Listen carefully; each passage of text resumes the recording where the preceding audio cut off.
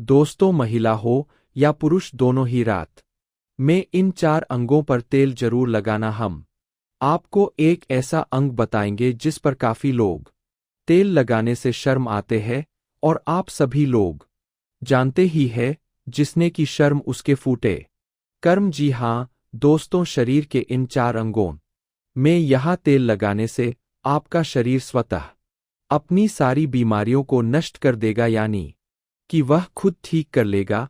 तो वह 4 अंग कौन कौन से है और कौन सा तेल लगाना चाहिए, ध्यान से सुनना इस बात को। शरीर की इन 4 अंगों में से जो एक अंग है वह ऐसा अंग है जहां पर आपको तेल लगाना जरूर चाहिए। आप सभी लोगों ने सुना होगा जिसने की शर्म उसके फूटे कर्म। यह बात बिल्कुल सही है, आपको बिल्कुल भी शर्म नहीं करना है। जो लोग इस वीडियो को छोड़कर जाना चाहते हैं वह अभी ही चले जाए, क्योंकि यह जानकारी बहुत ही महत्वपूर्ण और लाभकारी है। हो सके तो सारे काम छोड़कर आज अपने शरीर के लिए इस वीडियो को ध्यान से सुन लेना। महिला हो या पुरुष हो, बस इन 4 अंगों में तेल लगाने से आपकी थकान कम हो जाएगी और दोस्तों आपको पूरी रात अच्छी नींद आएगी। यह जो हम 4 अंक आपको बताने जा रहे हैं, महिला और पुरुष दोनों को ही इन 4 अंकों में तेल लगाना। कोई भी महिला या पुरुष जो आज हम आपको बताने जा रहे हैं, हमारी बातों को हल्के में मत लेना। काफी बार क्या होता है, महिलाएं काफी ज्यादा थकान महसूस करती है। ऐसे में इन 4 अंगों पर तेल लगाना शुरू कर दिया तो आपकी थकावट दिनों दिन कम होती चली जाएगी। आज दोस्तों हम आपको जो बताने जा रहे हैं, 4 अंगों में से एक अंग जहां पर आपको जरूर से जरूर तेल लगाना है, उसको बिल्कुल भी नहीं छोड़ना है। और इसीलिए उस अंग को बिल्कुल नहीं छोड़ना है, क्योंकि वहां से 72,000 नाड़ियां निकलती है और वहीं से ही रोग की शुरुआत होती है। अगर हम उसको बैलेंस कर लेंगे तो हमेशा हम स्वस्थ रहेंगे। इसलिए आपको बिल्कुल भी शर्म नहीं करनी है। 4 अंकों में से इस अंक के ऊपर भी तेल लगाना है, सरसों का। और अभी हम आगे वीडियो में बताएंगे वह कौन सा अंग है। और दोस्तों 4 अंगों में से एक अंग ऐसा है जहां से हमारा पूरा शरीर चलता है, और यह वाला अंग महिला और पुरुष में दोनों में ही पाया जाता है। यह वाला अंग बहुत ही महत्वपूर्ण होता है हमारे जीवन में, और यदि इन 4 अंगों में से इस पर आप रात को सोने से पहले तेल लगा लेते हो तो यकीनन आपको अपनी लाइफ में बहुत फायदा मिलेगा। आपकी रात कभी भी खराब नहीं होगी और आपको थकावट भी बिल्कुल महसूस नहीं होगी। बस तेल लगाने में बिल्कुल भी कमी मत करना। अब यहाँ पर कुछ लोग ऐसे होंगे जो हमारी बातों को हल्के में लेंगे, क्योंकि उन्हें आयुर्वेद की नॉलेज नहीं है, उन्हें ज्ञान नहीं है। इसीलिए जो हम आपको बताने जा रहे हैं, शरीर के इन अंगों में आपके बिना शर्म किया तेल जरूर लगाना है। कोई भी मनुष्य हमारी बातों को बिल्कुल भी हल्के में लेने की भूल ना करे, और इन 4 अंगों में तेल लगाने से पहले सबसे पहले यह उपदेश जरूर सुनना चाहिए। इस उपदेश को सुनकर आप अपने जीवन को सफल जीवन बना सकते हैं। दोस्तों, भगवान महात्मा बुद्ध का अनमोल विचार। एक दिन एक राजा भगवान बुद्ध के पास आया। बुद्ध के आश्रम में बहुत भीड़ थी। राजा ने भगवान बुद्ध से आग्रह किया कि वह एकांत में कुछ बुद्ध से कहना चाहते हैं। था गत बुद्ध बोले, सर्वत्र एकांत है, यही बोलो। फिर राजा ने कहा कि मैं तथागत संन्यास ले देना चाहता हूं। बुद्ध गंभीर हो गए। वे बोले कि तुम्हें संन्यास होने के लिए दीक्षा के पहले मेरी एक शर्त पालन करना होगा। राजा ने स्पष्ट किया कि जब दीक्षा लेनी ही है और संन्यास होना ही है तो मुझे आपका सभी शर्तें मंजूर है। और फिर तथागत बुद्ध ने आदेश दिया और कहा, अपने कपड़े उतारो, अपने जूते उतारे और नग्न हो जाओ और इसी नग्न अवस्था में अपने राज्य के राजमार्गों पर स्वयं को जूते मारते हुए चक्कर लगाकर आओ राजा असमंजस में पड़ गया। तथागत बुद्ध यह क्या कह रहे हैं? मैं एक राजा हूं, इस तरह से मैं नग्न होगा और नग्न होकर अपनी ही सड़कों पर कैसे खुद को जूते मारते हुए चक्कर लगाऊं? लेकिन फिर भी राजा को संतुष्ट होना था, तो उन्होंने भगवान बुद्ध की शर्तें मान ली और वे वैसा ही करने के लिए निकल पड़ा। राजा ने वैसा ही किया। वह नग्न होकर स्वयं को जूते मारते हुए राजधानी की सड़कों पर दौड़ने लगा और यहाँ उसके चले जाने पर शिष्यों ने बुद्ध से कहा कि जब हम आपसे दीक्षा लेने आए थे तब आपने तो ऐसी कठोर शर्तें नहीं लगाई थी। आप तो स्वयं करुणा अवतार है, फिर आपने राजा के साथ ऐसा कठोर व्यवहार क्यों किए? तब भगवान तथागत बुद्ध बोले, जब तुम लोग संन्यास लेने आए थे तब तुम्हारे अहंकार बहुत बड़े नहीं थे, इसलिए तुम लोगों से घर घर भिक्षा न करवाकर ही काम बन गया। यह तो एक बड़े राजा है, इसका अहंकार भी बहुत बड़ा है, इसलिए जितनी बड़ी रोग उतनी बड़ी दवाएं, इसलिए महाग की दवा भी अधिक शक्तिशाली होती है। इसी कारणवश मैंने इनका परीक्षा भी इतना कठिन किया है। राजा जब इस दशा में अपनी प्रजा के सामने से गुजरेगा तो उसका अहंकार चूर चूर हो चुका होगा। राजा ने शाम तक शर्तें पूरी कर ली और बुद्ध के चरणों में आकर गिर गया और फिर बोला, तथागत अब तो मुझे आप दीक्षा देकर मुझे संन्यास करे। भगवान बुद्ध ने राजा के सिर पर मुकुट रखा और कहा कि अब तुम ही संन्यास लेने की जरूरत ही नहीं है, जाओ और कर्ता भाव छोड़कर साक्षी भाव से राज करो। अब तो तुम राजा हो चुके हो, अब तुम संन्यास राजा बन चुके हो। किस तरह से भगवान बुद्ध ने एक राजा को उपदेश दिया और राजा का जीवन धन्य हो गया। दोस्तों, यह छोटे से उपदेश से आपको क्या ज्ञान प्राप्त हुआ? स्वास्थ्य से संबंधित बहुत ही महत्वपूर्ण जानकारी। दोस्तों, यह हमारा शरीर किससे बना है, यह सबसे पहले जानना जरूरी है। और हमारे शरीर में कौन से 3 दोष पाए जाते हैं? हमारा शरीर 5 तत्वों से बना है और हमारा शरीर में 3 दोष पाए जाते हैं, वात दोष, पित्त दोष और कफ दोष। इसे जानना जरूरी है क्योंकि यह हर एक बीमारी का कारण होता है।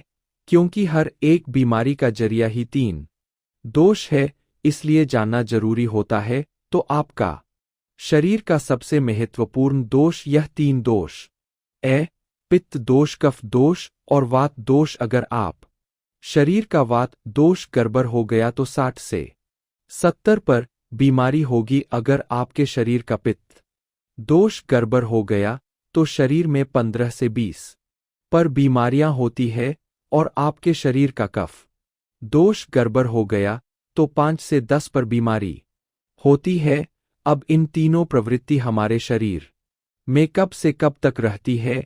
जब हम जन्म से बाल्य अवस्था में रहते हैं, यानी 0 से जब हमारा जन्म होता है और 14 साल की उम्र तक हमारे शरीर में दोस्तों इसकी प्रवृत्ति ज्यादा होती है। इस समय कफ ज्यादा बनता है। यह प्रकृति की देन है। कफ इसलिए बनता है क्योंकि हमारा शरीर ग्रो करता है। कफ बनना जरूरी है क्योंकि यह हमारे शरीर के बहुत ही महत्वपूर्ण अंग है।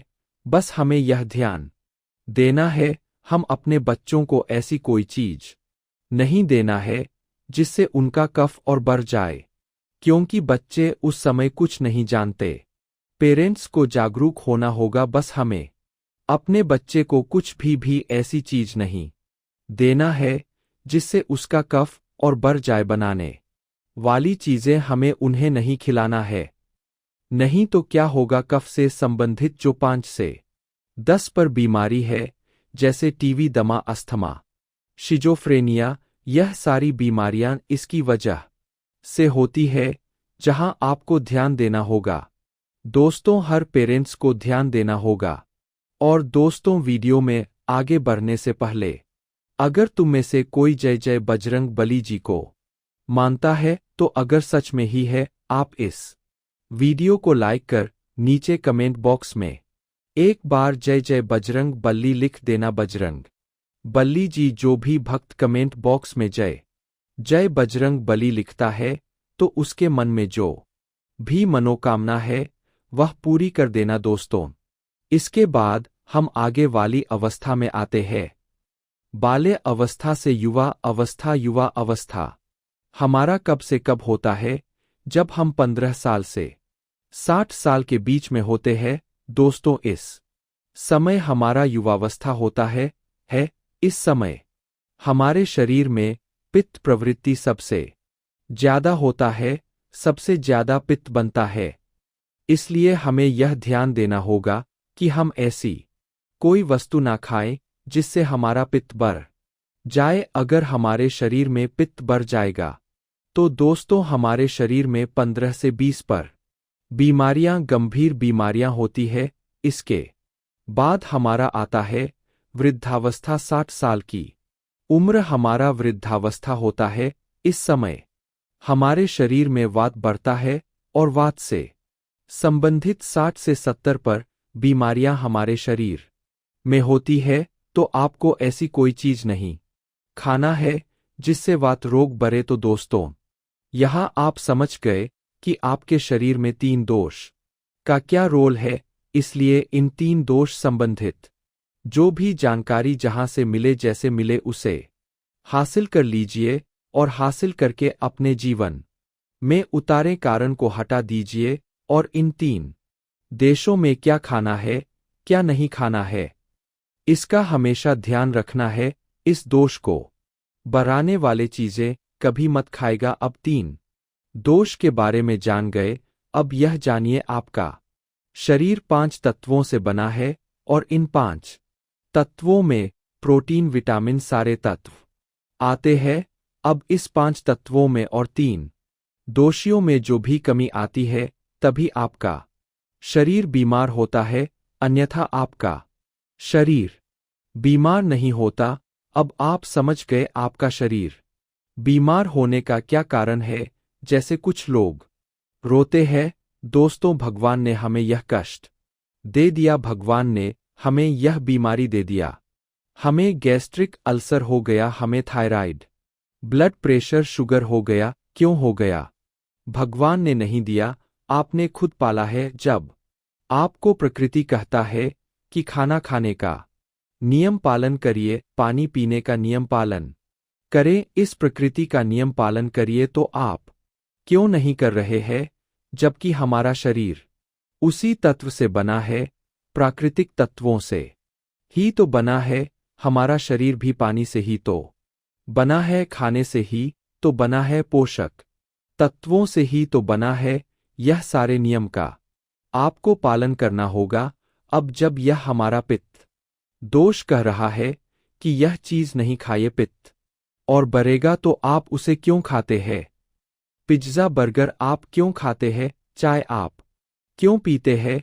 चीनी आप क्यों खाते हैं? जब आप यह सारी चीजें खा रहे हैं तो आपके पेट में एसिडिटी बनेगा, आपके पाचन तंत्र बीमार पड़ेगा। तो जब आपका पाचन तंत्र बीमार होगा तो कुल तमाम बीमारियां आपको आएगी। यह तो आप खुद कर रहे हो ना, ब्रह्मांड नहीं दे रहा, भगवान नहीं कर रहा है।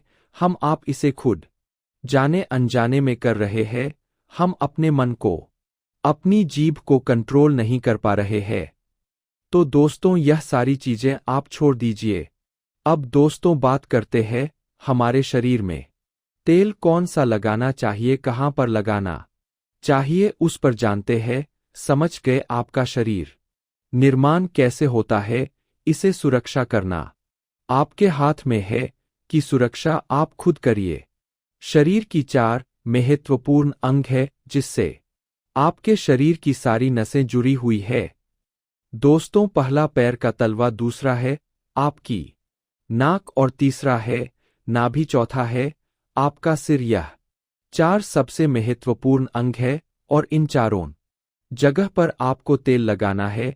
दोस्तों बस यह ध्यान देना है कि आपको कब लगाना है और कैसे लगाना है, बस यह ध्यान देना है। रोज सुबह जो मॉर्निंग वॉक करता है नंगे पैर जमीन पर या फिर हरी घास पर, तो उसकी आंखों की रोशनी कभी कम नहीं होती। इसलिए आपको पैर के तालू में शुद्ध तेल लगाना है, तो पैर के तालू पर यही शुद्ध सरसों का तेल लगाना है। जब आप रात में सोने जाइए उसके पहले गुनगुने पानी से अपना पैर धो लीजिए। पैर धुलने के बाद बढ़िया से उसे साफ कर लीजिए, सूख जाए। दोस्तों, जब आप बिस्तर पर लेटे अगर आपकी पत्नी है तो आप अपनी पत्नी से तेल दोनों पैर में थोड़ी देर मालिश करवा दीजिए, नहीं तो आप अपने हाथ से ही मालिश कर लीजिए रात में सोते समय यही शुद्ध सरसों का तेल। और जैसे ही आप अपने 5 मिनट दोनों हाथों से मालिश करेंगे, तेल से गर्माहट आएगी दोस्तों, तुरंत ही आपको नींद आना शुरू हो जाएगा। अगर आप नींद का टैबलेट लेते हैं, अगर आप डिप्रेशन में है, नींद नहीं आ रहा है, तो यह दूसरे दिन से ही बंद हो जाएगा। आपको नींद की कभी टैबलेट की जरूरत ही नहीं पड़ेगी, आपका पागलपन दूर हो जाएगा। याददाश्त बहुत तेज होती है, दिमाग से संबंधित सारी समस्याएं खत्म। और एक ही बार में आप 10 बजे सो रहे हैं, 4 बजे से पहले आपकी नींद नहीं खुलेगी। इतनी बढ़िया नींद आती है तो पैर के तालू में तेल लगाने से आपके पाचन तंत्र मजबूत होता है, याददाश्त तेज होती है, भूख लगती है, शरीर में शक्ति मिलती है, ऊर्जा मिलता है, यानी कि शरीर की सारी पोषक तत्वों की आपूर्ति कर देता है। दूसरा स्थान है नाभि, जो कि आपके शरीर का सबसे महत्वपूर्ण अंग है। दोस्तों, नाभि के पीछे एक त्रिकुटी ग्रंथि पाए जाते हैं और इसी ग्रंथि से शरीर की सारी नसें जुड़ी हुई होती है और यह शरीर की सबसे शक्तिशाली ग्रंथि होती है, सबसे शक्तिशाली होती है। इसीलिए नाभि में तेल लगाना चाहिए। आप देखते होंगे जब घर में बच्चा होता है, सबसे छोटा सा बच्चा जन्म होता है और माताएं तेल की मालिश करती थी। अब तो यह जमाना उठ गया है। पहले माताएं 8-10 बार दिन में तेल की मालिश करती थी। हम लोग बच्चों को देखते थे, हमारी माता जी जो भाई के बच्चे होते थे, यानी कि पोता को 4 बार, दूसरी टाइम यानी कि 7 से 8 बार तेल की मालिश करती थी। दोस्तों, कहते थे जितने हम तेल की मालिश करेंगे हड्डियां इनकी मजबूत होगी। दोस्तों, यह आपकी नाभि सबसे शक्तिशाली शरीर के हिस्सा है। इस नाभि में उस समय जब माताएं तेल की मालिश करती थी तो उनकी नाभि को फूंक मारती थी। फूंक मारने के बाद उसमें तेल लगाती थी, साफ करती थी। तो दोस्तों, आपको नाभि में तेल लगाना है कि किसका तेल लगाना शुद्ध सरसों का तेल लेना है। और रात में सोते समय आपको नाभि में तेल लगाना है। जब आप नाभि में तेल लगाते हैं तो उसके फायदे कितने हैं आप जानकर चौंक जाएंगे। दोस्तों, आपको बढ़िया से नींद आएगी, दिमाग से संबंधी कोई समस्या नहीं होगी, आपका पाचन तंत्र एकदम स्ट्रांग बना रहेगा। आपका पाचन तंत्र स्ट्रांग रहेगा, आपको भूख बढ़िया सी लगेगी, आपके शरीर के सारे दर्द दूर दूर हो जाएंगे, आपकी आंखों की रोशनी बढ़ जाती है, यानी कि शरीर के हर एक पार्ट के लिए फायदेमंद है। अब आपको नाक में क्या करना है? नाक में अगर आपको शुद्ध अगर देसी गाय का घी मिल जाए, शुद्ध देसी, किसी कंपनी का नहीं चाहिए, शुद्ध देसी गाय का घी 1 बूंद नाक में और 1 बूंद नाक में, दोनों नाक में 1-1 बूंद डालना है। दोनों नाक में 1-1 बूंद रोज डाले। इसके इतने सारे बेनिफिट्स हैं, वह बेनिफिट्स मैं यहाँ पर गिनाते गिनाते थक जाऊंगा। दोस्तों, आपका पागलपन दूर हो जाएगा। किसी के अंदर पागलपन है, पागलपन की दवा चल रही है, तो दोस्तों 3 से 4 महीने के अंदर पागलपन की दवा बंद हो जाएगी। आपके कान के पर्दे में छेद है तो कान के पर्दे का छेद बिना ऑपरेशन के ठीक हो जाएगा सिर्फ 3 से 4 महीने में, बाकी कोई दवा ऐसे नहीं बनी जो आपको